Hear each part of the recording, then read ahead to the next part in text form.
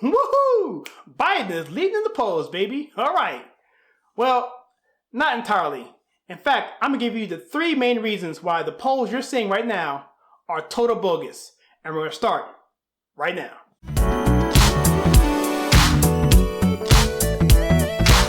Hi, my name is Kyle Suggs, and welcome back to my channel where we take culture, TV, and movies and we filter it right.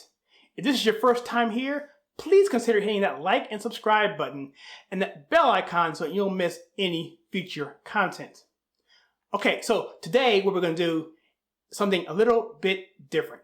We're going to look at these polling numbers, how they work, how the internals look, because ultimately that's how you have to gauge these polls, how they are measured, what's the process that they come up with, and how in the world can Biden have a 13-point lead over Trump when things are just getting kicked off and you see things like anecdotal stuff with him having like a crowd of 100, Trump having crowds of 20,000 plus overflow in the thousands.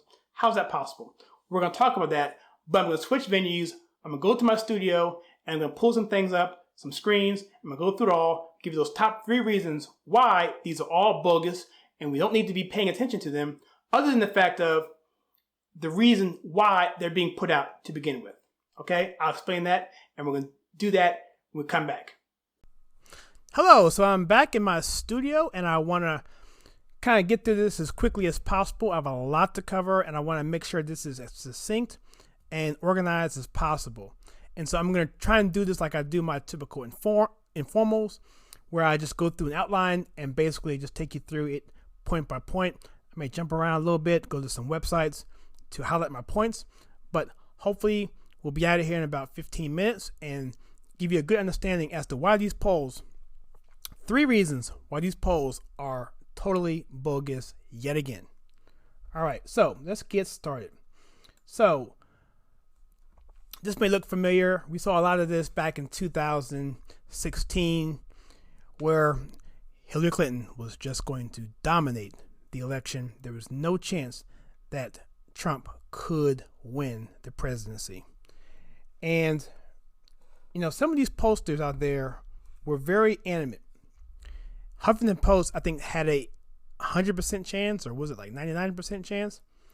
And these posters are not stupid people. They don't want to be wrong, but there's some things about their polling that they just didn't understand. And what's shocking now is that they haven't learned their lesson from before. But I think a part of this has to do with the fact that the media, this is one of my first points, just doesn't care. They want to believe what they want to believe, and they want to just go with it. And I think we're seeing a whole different attitude now with the media in general, and I think it's probably carrying over to the polls themselves, but that's my own personal opinion. Okay, so here are the 3 reasons why the polls can't be trusted. All right, the first reason I'm going to give is anecdotal, and what I call this essentially is the eye test, right? If it looks like a duck, if it walks like a duck, if it acts like a duck, then you know what? It's a duck. And so when you see big crowds, when you see yard signs, when you see enthusiasm levels be as high as they are, when you see money being raised, when you see or don't see people, anyone you know in your circle who's ever been polled, these are the types of anecdotal things that let you believe that these polls just aren't accurate. I mean, we're talking about Biden. I'm talking about the Q poll here, Quinnipiac poll, where he is up 13 points, I think 53 to 40, I believe, over Trump at this point. Now, I do know that Biden has name recognition, but come on, right? But again, we're going to get more into some more scientific reasons, but this is the number one reason. This is what you see a lot of times on Facebook or Twitter or social media. People say, well, I don't know anybody, my friends that do this, and they wind up being shocked when election day happens. So when people at the, I think it was the Gavitt Center in New York, when Hillary lost, those people were totally shocked. They didn't understand because they were in their own little circle of friends and influence who didn't know, who didn't think differently from them. And so they were shocked. And so this is not the end all be all, but it is an indicator when you see certain things that are happening that are just not there. So let's take a listen. Let's take a look at what happened last night. So President Trump gave his Keep America Great Again Keep America Great kickoff meeting yesterday. It was at the Amway Center in Orlando. Here's a picture of it right here, okay? This place holds 20,000 people. 20,000. Here's a picture of it from last night, okay? So, and that's just for a basketball game. And as we know, basketball games are played on the court. They're not fans on the court, right? So there's actually more than 20,000 people here because that area there is being filled in by people who are spectators. So we're talking about 20,000 plus, not to mention there's 120,000 requests for tickets. There was overflow outside. And you just got to think, when you look at Biden's rallies, I don't have a picture of his rallies here, but he's talking before 100 people, small rooms. And we saw this thing happen with Hillary as well. Again, anecdotal, but still, it was an indicator. And we look back and look at the results of the election, you can look back and say, hey, there was no enthusiasm. That's very, very important. Also, last night in the kickoff, Trump raised $24 million for his campaign in one day. One day. It took Biden 3 months to do that. He laughingly said he did $20 million in 1 quarter. But Trump did $24 million in one day. Beto did like 6 or 7. Sanders did 6 or 7 their first day. And the RNC was just hoping to beat that. They're hoping for like 8 to beat it. And they more than doubled that expectation as well. So it was a jaw-dropping event in terms of money, in terms of people, and the media was just totally shocked by it, as I predicted they would be. Because again, when you're in your little circle, your little echo chamber, you don't know what's going on. You don't want to know because you don't want to deal with it. And so there's a lot of that going on. And so there's going to be a lot of shocked faces again, I believe, in 2020 when this election happens. So that's a big reason there. Okay, and I also talked about the fact that people don't poll people. I don't know anyone who's ever been polled, okay? That's, again, another anecdotal whatever.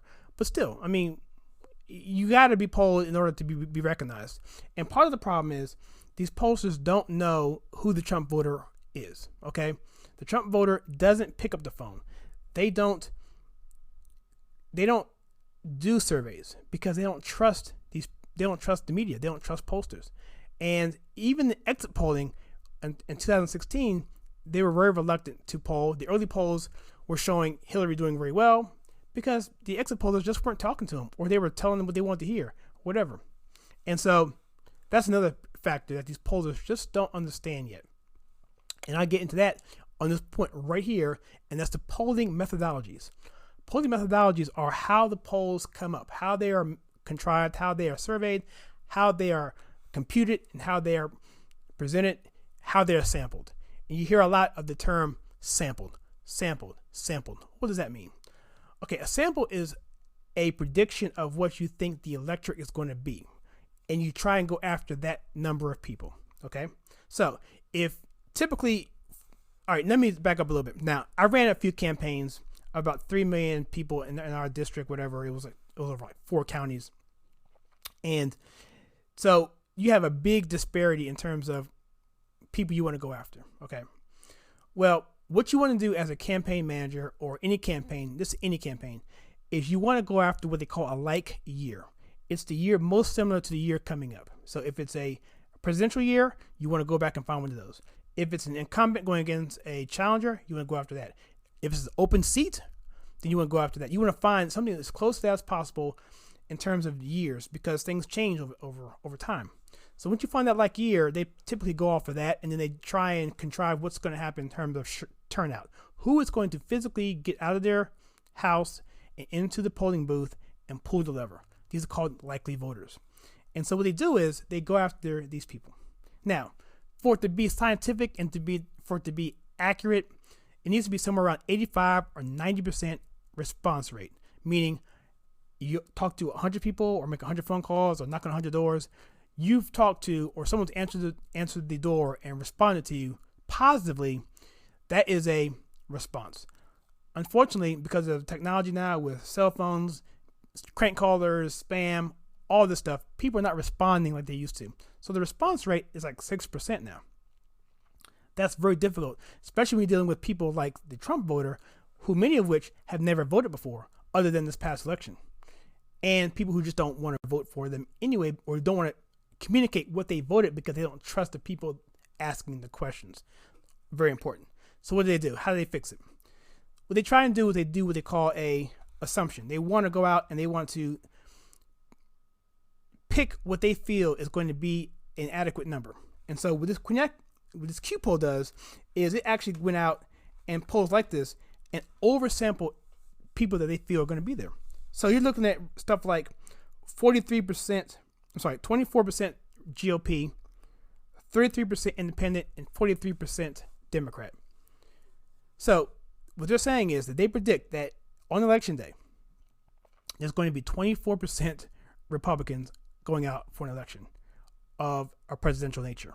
That is unheard of. That never has happened, but yet that's the sample that they're using. And of course you're going to have numbers skewed towards Biden or whomever, because you're pulling in 43% Democrats. Right there, that's a negative. And then you have a sample of 33% independents, which typically that's anywhere around 25, 26, 27% of the electorate. That is not indicative of what we see on election day, okay? And so what they're effectively doing, what they did in 2016, is oversample the Democrats, but because they know we're onto them and it's too obvious to spot that, they're basically overweighting the independents and lumping them in with the Democrats. So in effect, they're basically just asking more people because they can't find the Trump voters to deal with. They just can't figure it out. And I'm not sure if there's an answer for them right now because Trump has such a diverse electorate. His coalition is just so broad across so many different areas. I'm sure there's some polls with Latinos, with millennials, with independents that's going to shock you at the levels of what Trump is at right now. And it's just so very difficult to poll these people. So they're going to have to make these assumptions. Unfortunately, because they're biased, this guy, Tim Malloy, who's over the Q poll, I'm going to leave a link to an interview he did with a conservative blogger. And I think right after the election, I believe in 2016, just listen to what he says and how he talks. This guy is a total liberal. And so, and also I'm of the notion to think that, would it tell us if there was a poll that had Trump winning? Would the media even pick up on that? I don't think they would. I don't think they want to hear anything positive about Trump because Trump right now has a 92% negative rating in the media. 92% negative rating, of coverage in the media. And I would think if you got at least 70% coverage that's negative and the 30% at least be stuff that he's actually done positively for this country, I think he would be much, much better right now. And there's no way that they could hide this at all because he's doing such a good, fantastic job that they're not going to be able to even cover that up. So the media is definitely giving them a leg up there in terms of covering this sort of thing up because I hate to use the word cover up. That sounds kind of conspiratorial, but this is my opinion on this point. But I don't know of any other way you can look at it by seeing that you have this type of sampling. It makes no sense, especially after we had in 2016 when Trump just ran up the numbers in the rural areas in Pennsylvania, in North Carolina, and in Virginia. He was leading most of the night until the northern counties came in. He was crushing it in Wisconsin, in Iowa, in Ohio. They could have called that 2 hours in. It was just phenomenal. And Western Pennsylvania was phenomenal. So I don't know how they can come up with these numbers, whatever. But anyway, that's going to lead me into my next point, the last of these reasons. And that is this, is the auxiliary measurements, okay? Auxiliary measurements are essentially polls that contradict what the actual samples look like, okay? So right now, when Trump won the election in 2016, the exit polls said that he actually won independents by 4 points. 4 points. Independents. Okay? He won independents. Exit polls. This is what it is. Well, Gallup, in their first poll that they did in terms of his approval ratings right after inauguration. They had him down 2-1 with independents. So he went up 4 points on election day, and then you have 4 months later, next thing you know, he's down 2-1 with independents. That's the kind of thing we're talking about. That doesn't make any sense. Okay, let's look at some other polls here. We have some polls here that say here that there were 2 polls that came out, one in January and one in April, where Trump is actually at 50%. Both polls had Trump at 50% with Latinos. I did a video on that. I'm going to leave a link to that above here so you can check that out. And that right there is phenomenal. And here's another link here with the 51% Trump winning millennials more than Democrats on the economy. Okay? And I'm not saying Trump's going to win millennials, but again, if he can just shave off enough votes from the Democrats, he can do some serious damage in that area. And then you have another poll here with Democrats losing independents on the impeachment poll, right? And so Trump is actually doing better with independents because independents typically don't care about all of this partisan stuff. They're partisan for a reason. They care about economics. They care about what's in their pocket. They care about that sort of thing. They're just average people who don't really deal with politics every day. They look at it, every 2 years, and they vote. That's pretty much about it. They live their lives, and that's all they care about. And so in this Q poll, they said that 70% of people approved or like the way the economy is going. They approve of the economy. Okay, but get this: only 41% give Trump credit for it, and only 31% approve of Trump in general. Okay, that right there just flies in the face of the auxiliary measurements that we're seeing all over the place in other polls and other things and other indicators. And if you look at these indicators and you look at these polls and you break down the internals and look at by category, is it gun control? Is it economy? Is it tariffs? Is it abortion? Is it whatever? And you find these little pockets of information to get an idea of who is in this particular sample. And this right here would fly right into the face of what we're seeing in terms of a negative 92% coverage for the media and a 43% Democrat sample and a 33% weighted Democrat independent sample as well. That would be a perfect explanation as to why you're seeing that. And so on the day that this poll came out, Rasmussen, which was the most accurate poll in 2016, and it's been accurate pretty well for a while. Is 1 year it didn't do too well. I think that was the McCain year. No, it had McCain right. It picked McCain that year. I think it had Romney winning. I think in 2012, I think it had that wrong. But for the most part, Rasmussen has been the most accurate poll out there. And it had Trump approval rating at 51% when this poll came out. And so there's other things I could talk about, but these are the 3 reasons why I feel that, or I know why these polls cannot be trusted.